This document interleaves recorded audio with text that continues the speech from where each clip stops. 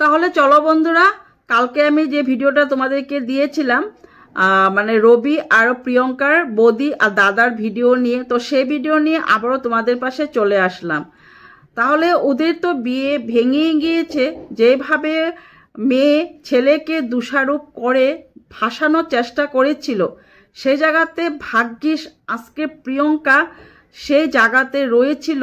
আজকে ওর রেকর্ডিংগুলা সযত্নে রেখেছিল, সব রেকর্ডিং করা এক এক করে সব রেকর্ডিং মানে ওদেরকেও শোনানো হয়েছিল, তার থেকে আমাদেরকেও শুনিয়েছে। ও কিন্তু আইনের থেকে পারমিশন নিয়ে আমাদেরকে সেগুলা শুনিয়েছিল। তো সে জায়গাতে কিন্তু আমরা বিশ্বাস করতে হয়েছে, আর সত্যিটাই ও বলেছে।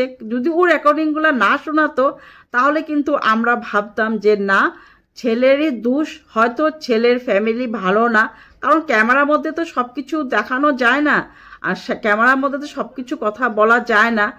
তো যেগুলাই বিয়ের মানে ওদের নিয়ম টিয়ম দেখিয়েছিল, সেই নিয়ম টিয়মই আমরা দেখেছি। ওদের কথাবার্তা তো আমরা সবটা শুনি না, কারণ আমাদের তো সব কথা শোনানো সম্ভব না, তাই না বন্ধুরা? তো সে জায়গাতে রেকর্ডিংগুলো শুনে সেটাই বুঝলাম, আর সেটাই বুঝলাম মেয়ে একটা মানে সত্যি মেয়ে বলে না, মেয়ের দুর্গা হয়, মেয়ে কালী হয়, মেয়ে কিন্তু সব রূপেরই থাকে। আর এটা কিন্তু প্রমাণ আজকে প্রিয়ঙ্কার এই বৌদি দিয়ে দিয়েছে। মানে মেয়েটা যে এত মানে কি বলবো, মেয়েটা নিজের সংসারটাকে নিজের হাতে নষ্ট করে এভাবে চলে গিয়েছে।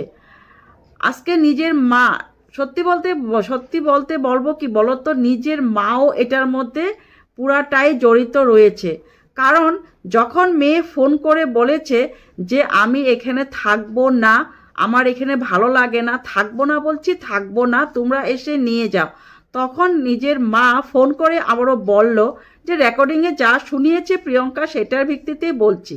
তখন আবারও মা বলেছে যে কেন থাকবি না, তোর জন্য আমি অনেক কথা শুনেছি, দেশ বিদেশে সব জায়গাতে আমি কথা শুনেছি। তার মানে কি? তার মানে সেটাই বোঝা গিয়েছে যে মেয়েটা হয়তো আগেও কোনো জায়গায়, কোনো অন্য জায়গায় এরকম কিছু একটা করে এসেছে, সে জায়গাতে মেয়ের মা আগেও কথা শুনেছে। মেয়েকে ওই জায়গা থেকে নিয়ে আসে এখানে প্রিয়ঙ্কা দাদার সাথে বিয়ে দিয়েছিল। যখন মেয়েটা এই কথাটা বলল যে আমি এখানে থাকবো না, আমাকে নিয়ে চলো, তখন মেয়ের মার উচিত ছিল মেয়েকে এসে দুইটা কচ করে চর মারার, কিন্তু না, এটার সাথে মেয়ের মাও সাথ দিয়েছে, মেয়ের মাও সাপোর্ট করেছে। কারণ ভিডিও রেকর্ডিংয়ে পুরাটাই শুনে গিয়েছি আমরা যে যা যা শোনার জিনিস দিয়েছিলাম সব শোনার জিনিসগুলো সাইড কর, সব শোনার জিনিসগুলো সাইড কর, কেউ যাতে না বুঝতে পারে, আর আমরা গিয়ে তোকে নিয়ে আসবো, তুই খালি সেটাই বলবি আমি এখানে থাকবো না। তাতে কি বোঝা যায় বন্ধুরা? তাতে সেটাই স্পষ্ট করে বোঝা যায় এটার মধ্যে মেয়ের মারও অনেক বড় একটা ষড়যন্ত্র রচিয়েছিল, যাতে এই ফ্যামিলিটাকে মানে নষ্ট করে কিভাবে ওখান থেকে টাকা পয়সা মানে আদায় করে চিরজীবনের জন্য যাতে কিছু একটা করতে পারে, সেটা ষড়যন্ত্র চলছিল। তারপর ভিডিও কল রেকর্ডিংয়ে সেটাও বলেছে যে আমি যে জলপড়া দিয়েছিলাম সেটা কি করেছিস। তারপর সেটাও বলল আমি যে মিষ্টিটা দিয়েছিলাম সেই মিষ্টির মধ্যে আমি জলপড়া মিলিয়ে দিয়েছি, সবাইকে খাওয়া দিয়েছি, সবাইকে দিয়েছিস খেতে, যা যা শ্বশুর শাশুড়ি ননদ সবাইকে দিয়ে দে খেতে।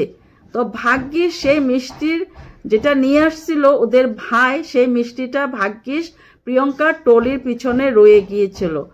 তো সে জায়গাতে এখন আমরা সবাই সচেতন হওয়া উচিত, যাতে এইভাবে ঘটক দিয়ে কোনো বিয়ে যাতে করা না হয়। দেখো আজকে ঘটক দিয়ে বিয়ে করার জন্য আজকে এই ফ্যামিলিটার কি অবস্থা। ভাগ্যিস প্রিয়ঙ্কা আজকে সেই ফ্যামিলির মধ্যে মেয়ে হয়ে মানে মেয়ে ছিল, সেই ফ্যামিলিটাকে রক্ষা করার মতন ও কলকাতার থেকে এত দূর নিজের দাদার বিয়ে কত শখ করে ওখান থেকে আসছিল। আজকে প্রিয়ঙ্কার জন্য আজকে ওদের ফ্যামিলি আইনের দ্বারস্থ হতে হতে বেঁচে গিয়েছে, তাই না?